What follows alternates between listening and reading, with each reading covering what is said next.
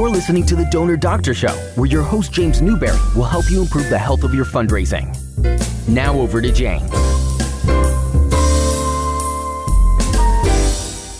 Hello, this is The Donor Doctor Show again, and I am with a list expert, a list strategist, Rita O'Neill, the president of O'Neill Marketing Company. Welcome, Rita. Hi, Jim. Good to see you. And most people I've heard in the business say that the list is the most important part of the success of a direct mail or email appeal. Yet I've done over a dozen of these shows, and yet I've really not talked about lists. And I don't know if this is because copywriters are snobs. They tend to think, even though they give lip service to the lists, they tend to think their thing is more important. But obviously, the list is huge, if not the most important, certainly one of the most important things in the success of a package. Do you agree?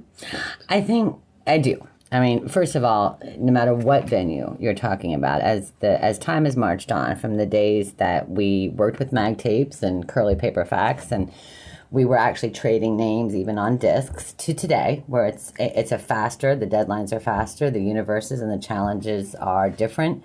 It still comes back to the common sense denominator of what you send and who you're sending it to.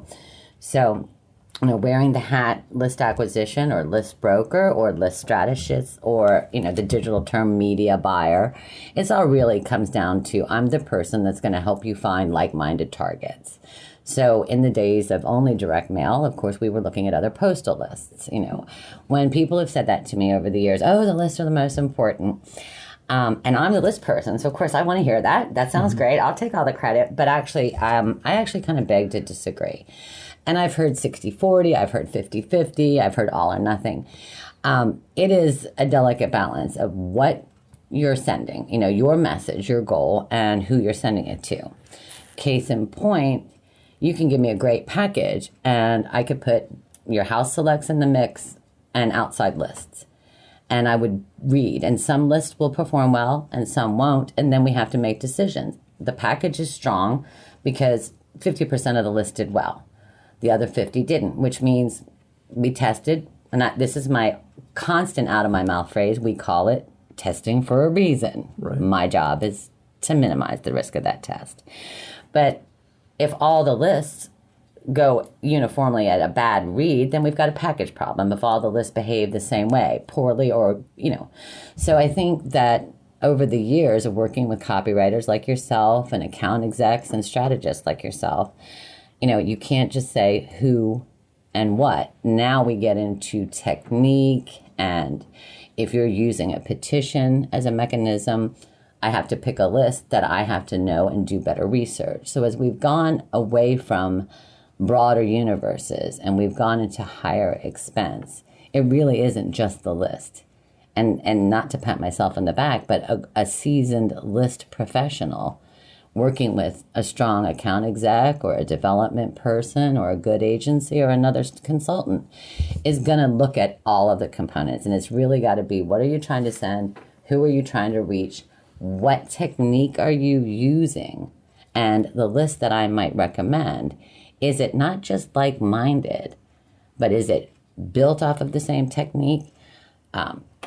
In the middle of the year, did they use calendars? But 4 months later, they've got a straight appeal coming on. So you have to kind of pull back a little more layers now that direct mail and digital being so real time and direct mail being more expensive, that you can't really point to one piece of it anymore. Well, yeah, I know what you're saying. You think of often like a political list being ideological, but sometimes the technique matters. Some people really enjoy participating, signing a petition. Yep. Some charities mail a lot of mailing labels. There's people that like those. Premiums is a different behavior. Sure. The calendar is an excellent example of that, too. Well, and I think, list research and asking the right questions about a potential list target has always been a core competency when you put together a list recommendation for your client. The client is giving you their message, their direct mail package or an outline or a concept. And I think, as we've talked before, the more historical information you give me about expectations, average gift expectations, response rates, techniques that have worked or haven't worked, then a good list person and with a good staff asking the right questions, has to go into the third-party world of data sources.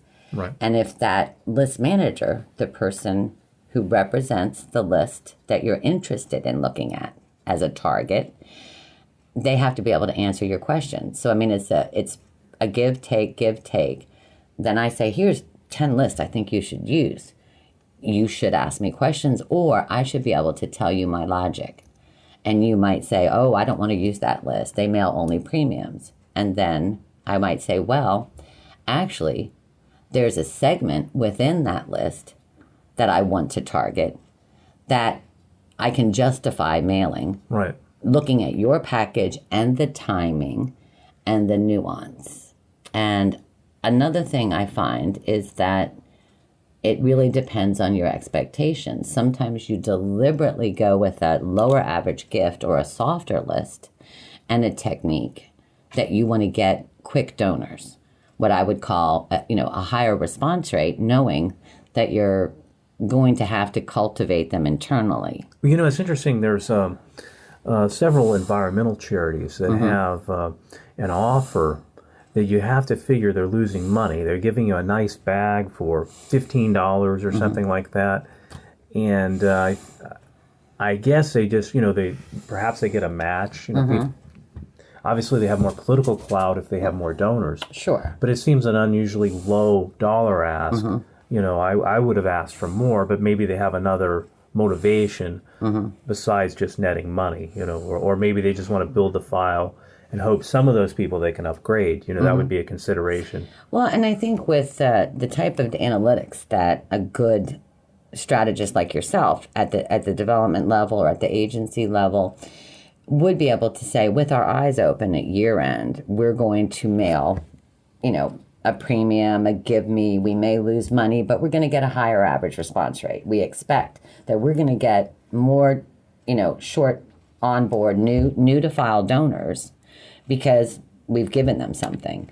I think it's the second gift. Do we have to then keep them? Can we write a message and convert them? The conversion is the key. Right. The second gift. Yeah, I've said that. I have said that in shows. Let me ask you this. I mean, I'm going to start the basics. When I was starting myself, the Maltese, when we mailed Maltese, I said, well, would you just mail them? Why would you mail them again? I was a rookie, but it's interesting. I have new clients, and they always wonder, Maltese, and some are offended by the idea of mailing. I tell them they don't have a problem. They don't think it's inappropriate because a Maltese is obviously a name that's on two lists. Correct. So they get the logic that since they've already paid for the name, they don't have a problem there. But they think, well, I'm just going to get a lot of complaints, and I think people don't understand the idea that not everybody sees your message first time. Sure. And it just, there's so much advertising, it just gets lost in the shuffle. It's funny, there's a lot of routine instructions on every list order, labeling, shipping, and it always says mailer reserves to mail the Maltese at a later date. I work in different industries, as you know, so it kind of surprises me. Each one of my different types of clients do different things with the Maltese. But you are correct. The idea, meaning, just like, behavior, this person, not only did we pay for it, as you say, whether we can touch on this later, whether it's a name on exchange or for a fixed rate per thousand, but you've paid it for the asset of a third-party list, and you've paid to access that third-party list. So I've got James Newberry showing up on 4 lists, making him a 4-time multi. Mailing him again, many of my clients don't mail that multi until their next mailing, which could be 3 months later. In the nonprofit sector, often they'll stagger that sometimes 3 weeks later, sometimes 6 weeks later, sometimes 4 weeks later. What do you think's optimal? I'm just curious. I love it when people ask me that. What do other people do, or what's the going rate? Or I think that's really where it comes to nuance. In other words, me personally, for example, if I have, going to your first point, if I've mailed a program and you're saying, oh, the lists are the most important thing, most important thing, and we've got 10 lists in the mix, 5 of them performed at above average benchmark, and the other 5 didn't, we would say, oh, we've got life in the package. The direct mail package is solid because we know that at least 50% of the data mailed. Right. So we're going to go and expand upon that. Does that mean that all the multis out of that mailing, that first one, the 10 lists are good? 50% of the lists. Oh, right. I thought, yeah. Yeah. I see what you're saying. The multis from the 2 bad lists might not be well, good. And also when we're putting house data in the mix. So, I mean, the most basic, and for smaller groups that are just getting started, you don't really want to slice and dice that much. The fact that a donor has raised his hand, opened up an envelope, engaged with the direct mail piece, and if your mail plan is kind of consistent, meaning you're an environmental group, you've got a small test panel of 50 or 100,000 to be risk adverse, you're going to ask me to go to the best like-minded targets. Those multis, even if they didn't perform all the way, they're raising their hands and they're giving in that universe. They're saying, oh, we give to these type of causes. As you get broader and as you work with larger lists with the expectation that you may have a different behavior, but you'll do it with your eyes open, maybe a higher response rate, lower average gift, that makes it worthwhile because you're putting more pieces out there, and down the road you have a higher opportunity to put them on the house file, like we talked about with the premium mailings at year end.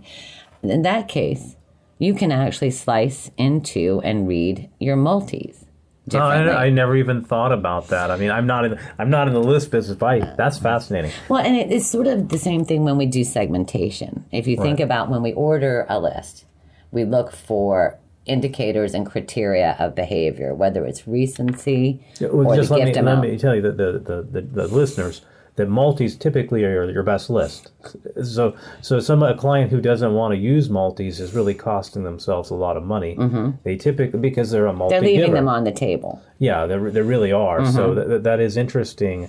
But there's a lot of ways that you can improve your results. Absolutely. By things that maybe the average person isn't thinking about, or things that may not have been possible 10 years ago. And I think that goes to second, third, and fourth, what we hope for to be a rollout.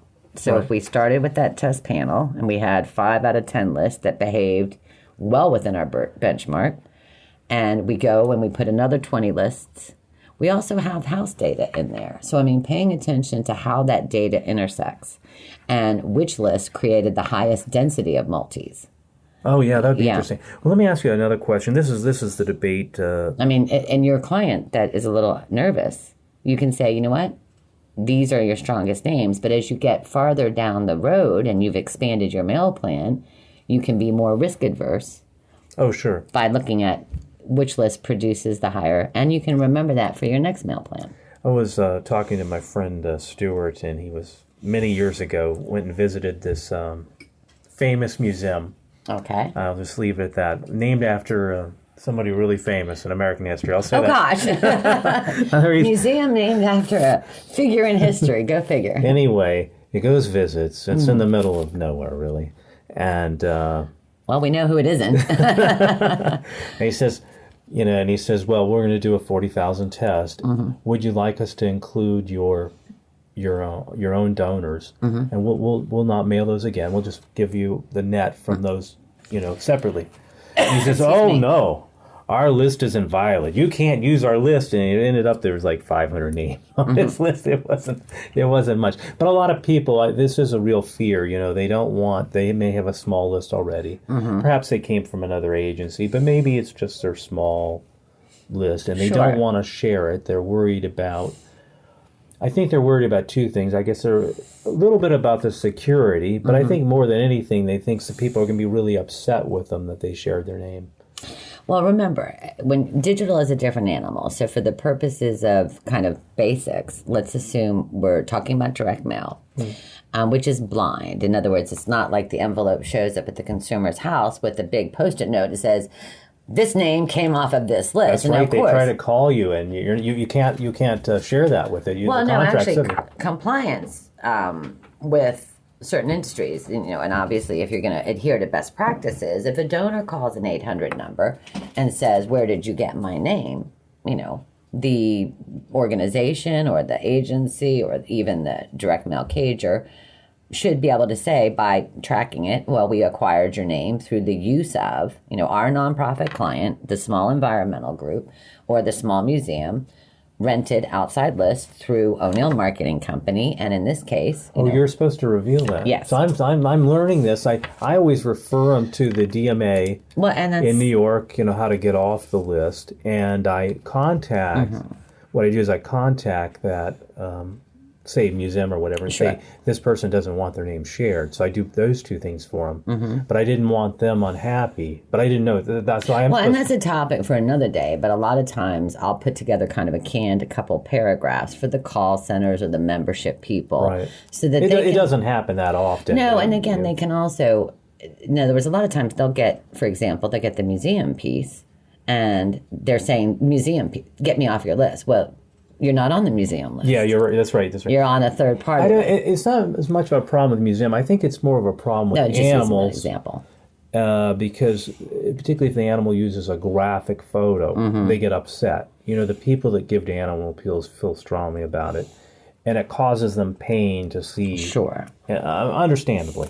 So there they get you often get complaints. But let's go back to the question so that I don't lose sight of because it is a good dovetail, the reason why. But when people who are entering are starting to work with direct mail or a response mechanism for any purposes, and they want access to other lists, they want access to quality lists, which are going to translate to a lateral market or even a competitive market. A museum one is building a museum, of course. We are going to try to find donors that have historically shown a philanthropic interest in building an institution or, a legacy piece of history, foundation, as the first tier. It's a mutual quid pro quo, what we call reciprocity and access. So a lot of times I'll say to my clients, your donors, your small list or not so small, is a very valuable asset. I'm a good gatekeeper. But for me to meet your targets in fundraising, if I only go to lists that are competitive or lateral and most likely going to be responsive to your appeal because of the nature of my good research, the way I selected the list criteria, my previous analytics of multis and all the other things we've talked about and the density, they're going to say no because a lot of the smaller groups or the groups do not have their list available for access just for a profit stream. It's so that each group can further their mission and cause. You really need to have like 5,000 and maybe more to be you got to be a player, almost. Well, I think size is important, but just the emotional touchstone, which is, so if an organization only has 500, then that's different. But you would say to them, be prepared. The day that we have a viable, valid number, you can expect that the community is going to want to basically have access to your list. You built a donation and a donor program, albeit small. So whether it's 500 or 5,000 or 10,000, if I run into a mailer who wants to start prospecting or building a program via direct mail, where I'm securing like-minded lists, I'm doing my job trying to get them the best behavior at the best cost, the best segmentation, looking at the technique and all of the other things that I think I bring to the table with seasoning and fruition and research. At some point, a group is going to say, hey, you got a gift by reaching our donors. And later, we would like the same benefit. And that's what's called exchanging or bare minimum reciprocity. Sometimes in the beginning, if your list is small, like 500, or you haven't yet made that case and you can't get past that, oh no, not our names. Our names are so special, we're not letting anyone use them. It does come with some limitations. You're going to be shut out of certain lists. Yes, absolutely. You're going to have to go more with magazines, catalogs, things of that sort. Or maybe other donors, but not your first tier, not your first benefit. But I'm very respectful of this process. In other words, there are times where a group is so extraordinary, and maybe they've invested a lot, and maybe their average gift is higher. Maybe they're, and I don't want to say white glove, but I have a group that I do business with that is a membership organization. It's a foundation, so it's not a donations per se, but they have it in their charter. Universally, we will not ever send you marketing material because you've joined our group. So while it looks like the structure of an association, it isn't. Right. And yet they've made that commitment. And they do that with their eyes open, which means when I go to other lists, I go to magazines, I can't go to something directly competitive. Or sometimes there's a group that really wants crack at this list, my client's list. Not because it's only 500. Right. And then you do it with your eyes open. And maybe you could take lapse names sometimes. Well, yes, and that's where you really want to have a seasoned list professional. And that kind of goes all the way back to the beginning of this conversation. You know, how do we pick lists? How do we research lists? How do we look for mutual benefit? Which even goes back to the first question. It's not all about the lists. It's really about the industry. It's about working in tandem with the creative. It's about working with the external list owners, understanding how they built their list, what their challenges were, and creating what I would call risk minimization and a win-win at the same time. Let me ask you this. One of the things that's really revolutionized direct mail, I know, is these list co-ops. Wyland is one of them. There's quite a few, yeah. There's quite a few. Epsilon, I think, is another one. There's others in other sectors that serve both. They'll serve the commercial world and have the same application to nonprofits using your magazine. What is is there a downside to being part of, say, Wyland? I mean, it's a list co-op. I didn't explain. I've listened to the guy, and he said that I know they're good, like in museums, patriotic, maybe conservative. What else are they good? They're actually good at animals, believe it or not. Well, actually, I mean, most cooperatives have, a couple core competencies. Many different things. And you put your name in, but how often is that name getting hit? I don't know anything about this. I mean, there's short answers and long answers, and maximizing your participation in a cooperative is, a little bit longer. But when you think of the players, whether it's Target, Epsilon, Wyland, Alliant, Accudata, all of Oracle, so many organizations have created cooperatives, and you're contributing your names. And the idea is, your client says, oh, no, not my names, because my competitors could hit it. So let's just use, animal nonprofit, Dogs Save America, or Dogs for Happy Living. Is all about, small animals, pets, and things. Right. And you're like, well, we're small. We don't want, Doris Day and PETA and all these big guys, hitting our names. The cooperatives are not incentivized to fatiguing your name. At the end of the day, there really isn't a unique name. In other words, when the horse is already out of the barn. It's one of the first things I learned. Yeah, and pardon the pun, since I know we've worked together on different equine projects. But consider if I have a client that's building a small program, and I put their names blindly into a cooperative, it's not like another competitor, another small pet dog, animal, cat rescue can say, oh, please go in there and I want to take this group and that group and that group. Or, oh, I want this demographic and therefore I know I'm going to be hitting Jim Newberry's clients' names. Really, by participating, you're putting a data element in. All right, you're saying, hello, this donation of names, let's just say your client's house file is 30,000. You're contributing 30,000 names, and you have your database, you have your name record, you have the transactions, and they are putting it into an enormous data set with other nonprofits, magazines, lots of volunteered information, lots of multivariate information, lots of footprints, All right. So you may be going in as a footprint that says direct mail sold, donation, but really, they're not looking to have your name abused in any way, form, or fashion, and there's no way to point to it. They're going to say, you know what, inside this large, multi-sourced environment, including other organizations that may not be directly on target with your animal group, but guess what?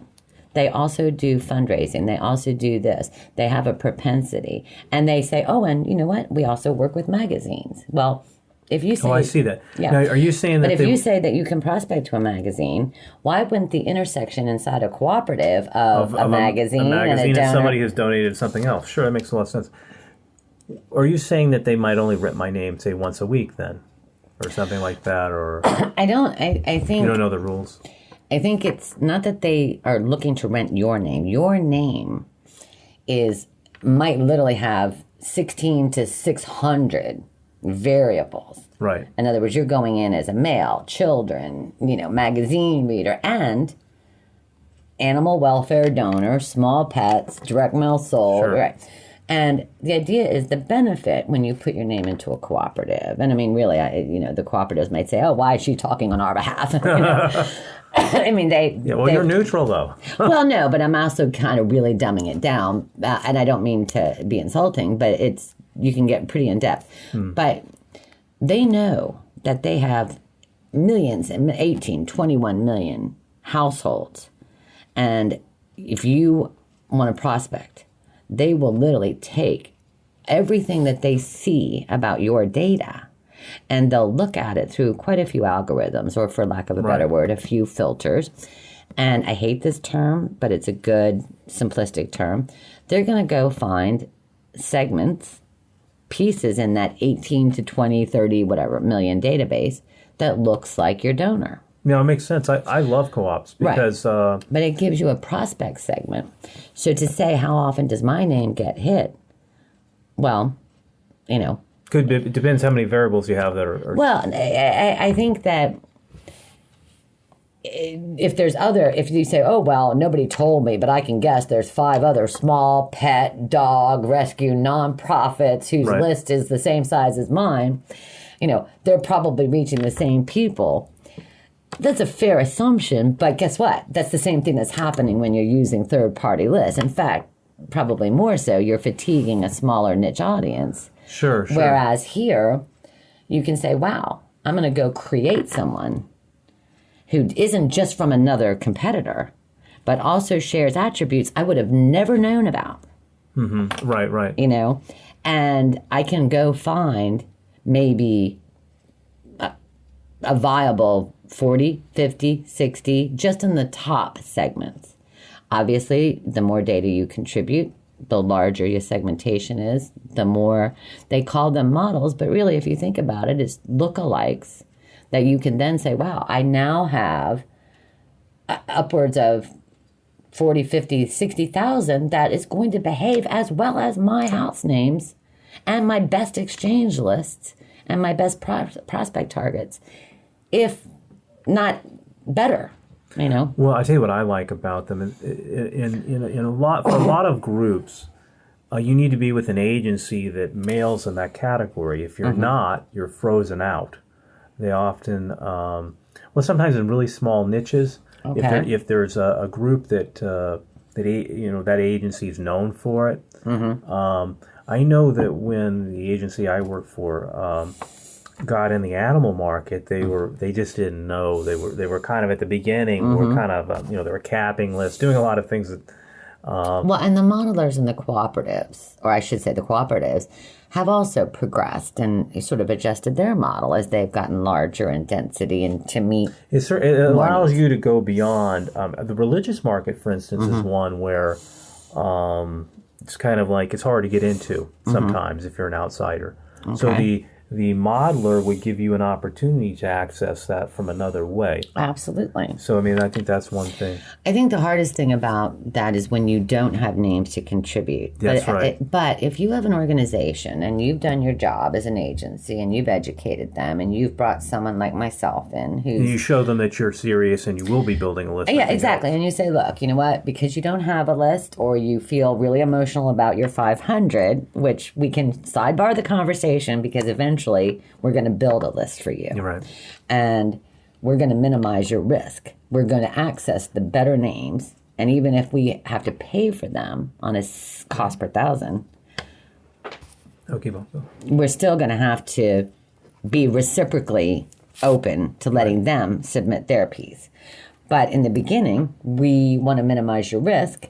You know, we can't participate in the cooperatives. However, if you let us do this with this predictable line in the sand, and Rita and her team do a good mail plan. And by the way, as an agency, we have other experience with small groups like yourself. So we have a good sense of how to give Rita direction in the list and the mail plan. At the 6-month mark and the 9-month mark, we can expect this. Once you get to a certain number, even if it's too small for other people on the outside, a lot of times you can say, you know what? Can we model off of this? Well, I think that's why the list person is so important. Mm-hmm. Exactly what you're talking about. Let me ask you one last question. You started off in direct mail. Now you're doing digital. I don't know what I do. I do a lot of stuff. You do a lot of stuff, obviously. Yeah. What's the what'd you learn there that was different? What's the same? It's really a good question, Jim. And again, some of it's remembering that we're talking about nonprofit fundraising. One of the nicest things is that I do get exposed to publications and nonprofits and charities and C4s, advocacy. So I've kind of run the gamut. But when I first look at where people came to me and said, oh, well, we know that, can we find an email list? There's a couple problems with, there's a lot of difference, I shouldn't say problems. For example, you can use 9 email lists. You can't dedupe them, hence you don't have a multi. The data doesn't come to you. I mean, that's really, I think we would want to kind of make that a whole separate section on email acquisition. But we talk about common sense, core common sense. The basic tenets of direct response marketing go back to, and this is actually what we were saying when we opened up. It's a combination of what and who. So is it just a list? No, it's really the ability to kind of marry those two and say, I've got good copy, I've got this technique, and who is Rita going to send it to target-wise? When I started doing digital acquisition, it was with a lot of direct mail agencies who were taking their clients and helping them minimize that risk down that path. And we would find a list, message the list, albeit differently. It doesn't go to a letter shop. It doesn't shake out multis or dupes, but still, you're creating a prospect message. It's being deployed into the inboxes, the equivalent of a digital mailbox, to a recipient with the same request. We're hoping that you'll open it. The same people open, like they open up an envelope, that you'll engage with our message and that you'll take an action. I always laughed because people say, oh, that list didn't work. And I'm like, well, gee, you've been doing direct mail all your life. The idea is to build a house file. We don't expect right out of the gate early prospecting to break even or make money, but we know that we're going to touch them again, make them mission-oriented, and we've now garnered the ability to speak to them in a different voice, in a personal voice. So in digital, it's very much the same. Even though you spend money and it's real time, and you can spend $10,000 to blast a list, find a list, create your message, blast a list, and like anything else, read the far right column, how many people opened, how many gifts, how much money did I raise, what did it cost me, ROI. People think, oh, but I didn't get my $10,000 back. No, but you now have the right to touch those people a second time or a third time with an email. Yeah, most people are at peace with this. Not everybody. Now, in the beginning, they weren't. That's why I said I was looking at them going, I'm sorry. No, it's not that new. The venue isn't that new. You still have to build a list, sometimes at a loss. So, but again, a lot of people don't have patience. They want it now. Well, I think there's a real-time nature, so that it's not like a media plan versus a list recommendation for postal. Goes back to not just what you mail and when, or what you mail to who. It's what, when, venue, timing. Because if you don't have the right list and or the right subject line or the right landing page, I mean, you can lose that money right away. No question about it. Whereas with direct mail, you have expectations and benchmarks. So I think over the years we've gotten very smart at starting to learn those benchmarks. And again, that's kind of, I think, as we've talked about, maybe another session, but the differences today that I see when I do email prospecting, and a lot of people would probably not be happy at me with saying this, not be happy with me for saying this, but I think that in many ways, third-party list rental marketing has already potentially peaked. Oh, really? Oh, yeah. Well, yes and no. You're talking about like if you use, I don't know, Newsmax or Huffington Post, that they write that little thing. I'm glad you said more than one list. They write that little thing because you.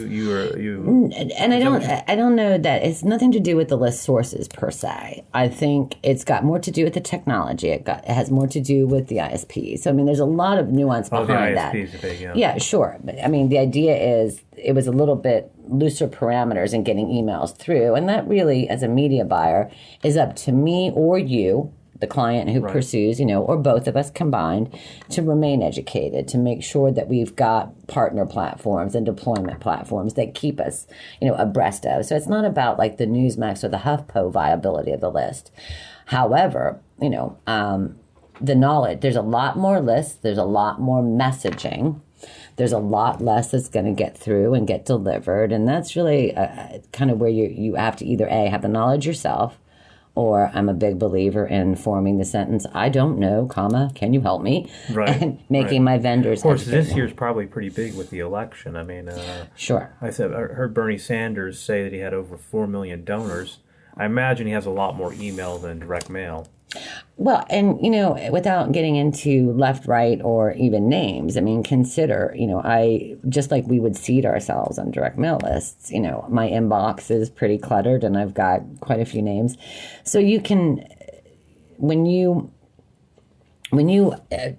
give you a perfect example without naming names. So I have a client that is unrelated to fundraising, but has been able to recognize that their message is a product. It's, it's got a unit of sale that's actually higher than you're going to expect for a donation or a petition, and yet we also know that we can ask people to come in, sign up for free, and some people are going to pay, and we can keep moving and maximize that second touch.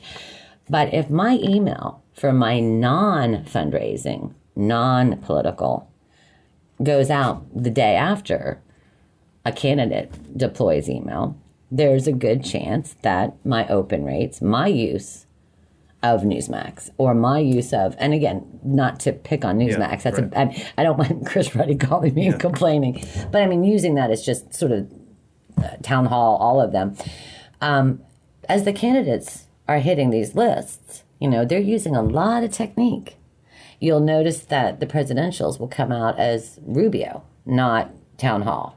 Right, and that's what's called non-branded. That's not injurious necessarily. I love the contest. You can be there at the debate with me. You can have dinner with me. Well, it's not so much that. In other words, Daily Caller being a sender, or Huffington Post as a sender,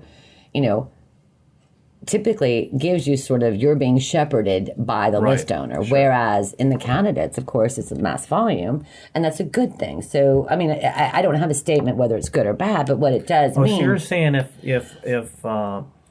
Huffington, if I was on there and I got something from Bernie, they wouldn't have to say that it came from them? Or well, every list owner is different. So, again, what Huffington Post permits or doesn't permit is not in my in my wheelhouse of knowledge, But let's just use, since you chose Newsmax as an example, Newsmax tends to skew conservative, Sure, which is something that we've both worked in. So that being said, you've got Cruz and Rubio.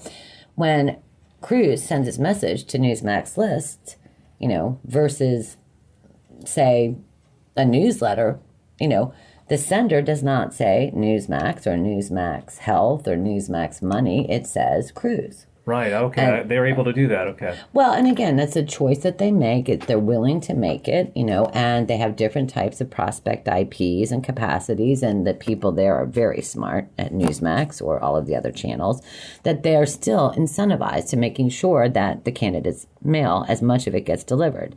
But it's a volume thing, so that often, when you go out behind a large and successful campaign with a lot of technique, right. And some of that has more to do with design and coding. It's not as simple as, it didn't say Newsmax, it says Ted Cruz.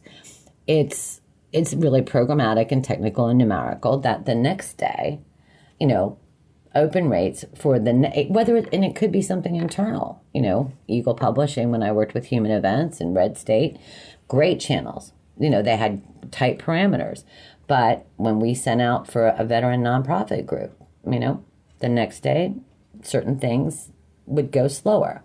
You get what's called a soft bounce. We could really get in the weeds. Well, here, that's Jim. Interesting. You're saying that hurts the performance. I guess. No, it's not performance. It hurts the immediacy.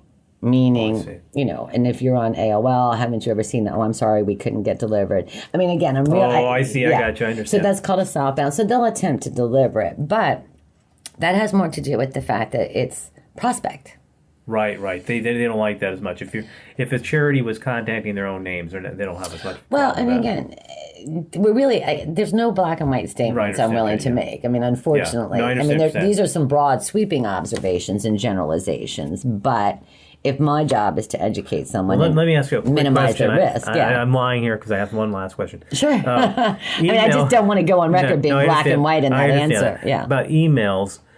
Obviously they work for political campaigns. They work for emergencies. Are you finding they work better, and they kind of work for animals, you finding they work better for health and museums than they used to? Maybe. I think, like anything else, as you've done direct mail, the universes, the quality, the caliber, you're still meeting challenges. Your postage, your production goes up. Therefore, you have to be tighter. You can't just mail the larger numbers. In the case of digital, there's it's not so much a sector as it is. Are you giving me more creative mechanisms? Can I accomplish the same goal with less third-party targets? Can I blend in social media? Can I get into really, and I hate buzzwords, integrated, multi-channel, omni-channel, all of the above? I would say the next wave is really not just relying on finding lists or saying, a health list does this or that, or the performance is changed per sector. I think the technique and the use of digital. So third-party email blasts allow you expanded real estate to tell the story. But I think... Are they kind of like the list co-ops for direct mail in a way?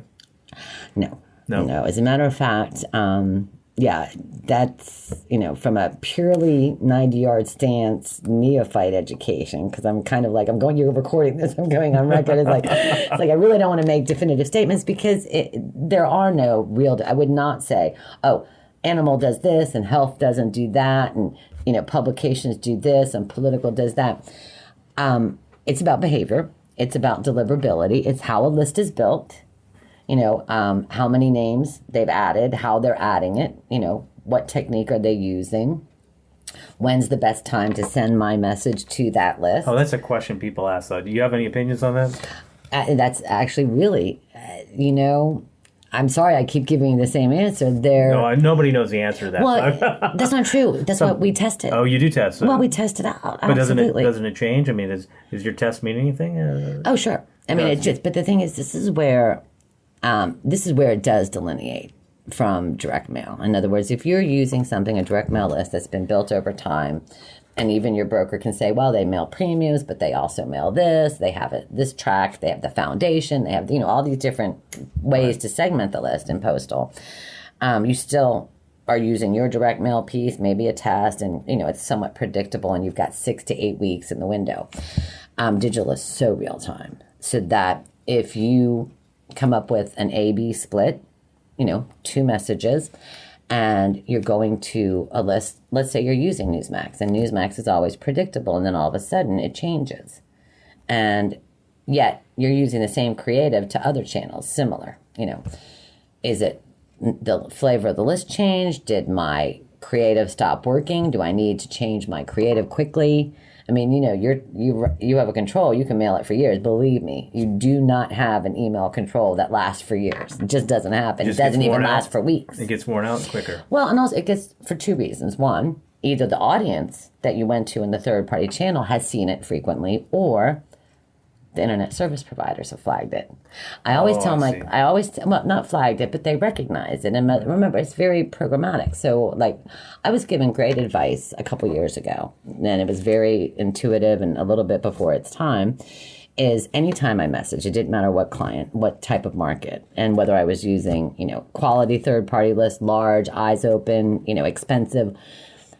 If I'm using more than 1, 3rd, 4th, 5th, list digital, and let's say I start with my messaging, and I've got what I think is my winning subject line, my winning message, HTML, by Wednesday or Thursday, if I've gone, 2 lists on Monday, this is great, open rates, look at that, Tuesday, Wednesday, Thursday, by the time I get to Friday, it's recognized. Now, just because it shows delivered doesn't mean it actually got opened or read. I always recommend to my clients that they give me the same creative and alter it. You can have a written lift letter, an open letter, and you can change the coding, you can change the image so that you're reworking it from what's the code is recognized. We do that in direct mail too, of course. We change pictures, change the look. Yeah, but the thing is, you're doing it day 2, day 3. You have to do it sped up, yeah. Yeah, and as people like myself and yourself and digital platforms have become more sophisticated, you're not just dropping it into what's called a WYSIWYG editor. Right. So when you contract with a platform or a CRM tool, or you customize something, you really are incentivized to have either an artist or a designer or someone internally know how to code. Whereas a WYSIWYG editor, what you see is what you get. It's just going to drop it in and kind of program it so that by day 3, So a lot of times it's a consultant, I'll insert myself and take their core winning message. Now, if I alter it, they're going to say, wait a minute, that's our number 1 message. We've been doing that for 7 days. I promise you that 7 weeks from now, that's not going to be the winning message. The bones of it may be, but They're going to rewrite certain mechanisms. It's going to be worn out. Yeah. Not worn out. It's got to be refreshed. The shelf life on controls. And a lot of it has to do with volume. Because the more volume, the more residential readers, recipients. Right. No, that makes sense. Sure. One of the questions I get constantly that there's no way to answer, and I get it probably at least once a week, if not twice a week. What's that? Is, so what's the normal open rates and click-through rates? Oh, that varies a lot. Yeah. I know that one. Yeah, but there is no benchmark that you would say, well, that list doesn't work because it only opened. The open rate's not what matters. It's the donations. I don't understand what the... it's not... no, actually, I'll disagree with you. You think the open rate matters a lot? Well, first of all, the open rate matters, yes. You need to get it obviously, open. But you're going to have to you have more chance of making the sale, so to speak. But it's not just the donations, because it depends on what you want to do. Well, that's true. You are educating people. If you want to build a list quickly, and you're really confident on your ability to touch them 2, 3, 4, 5, 6 times on the house list, right, on your own messaging, then you'll make it easier for the consumer. Well, you won't ask them for a gift or a credit card. You'll say, sign up, do this. I totally agree. I think if you have emails, that's a great opportunity to share a video or something like that. You don't need to ask them for a gift every time. I totally agree with you. It's relationship oriented. So, right. So it's part of your whole... we're kind of, and again, it's your forum, going all over the map. We're disorganized, but that's how I am. But no. But the thing is, if you really kind of go back to the very, very first thing you asked me, is it the copy or is it the list? Is it the package or is it the list? Right.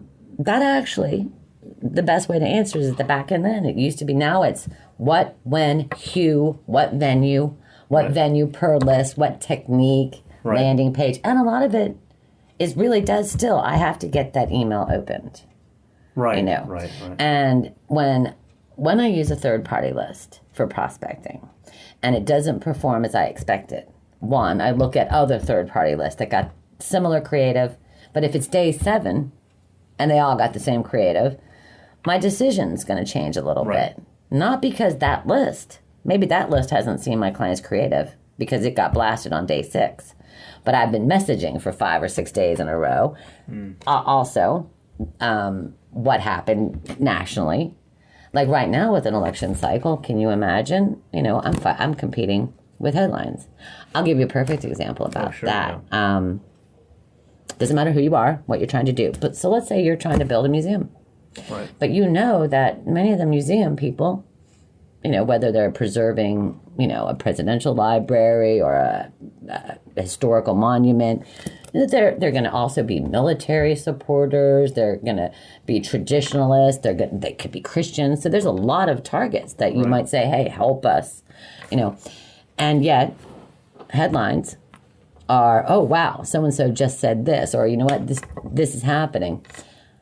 My email has to get through to the inboxes of that channel, that third-party channel. So if I'm going to an advocacy, you know, activist type group, you know, their goal is to get their own house email open. Right.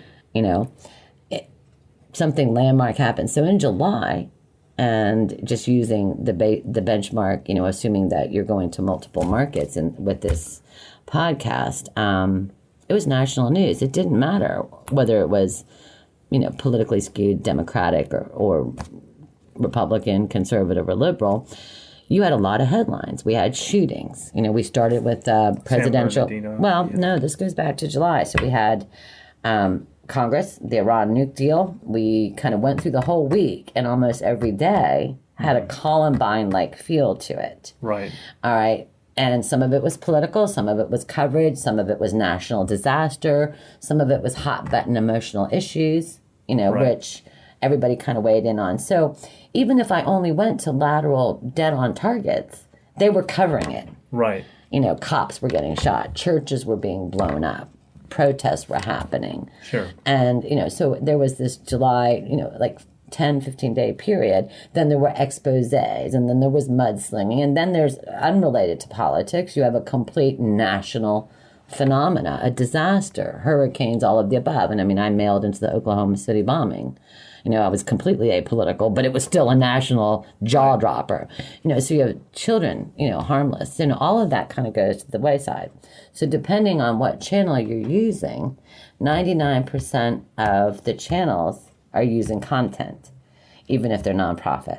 You know, I talked to somebody, the sister, when the lady died. Yeah, absolutely. That was terrible for fundraising. Oh, you know, but the thing is, it's a very real-time nature. And you know, it's, now, does that answer your question? Yes, it does. Why I don't say list broker anymore? You know? You're way more than that. Well, anyway, I don't know about that, but I do appreciate you coming on the show. And, no, I mean, I'm happy to do it. And anyway, this is the Donor Doctor signing out. See you next time. Bye. Bye.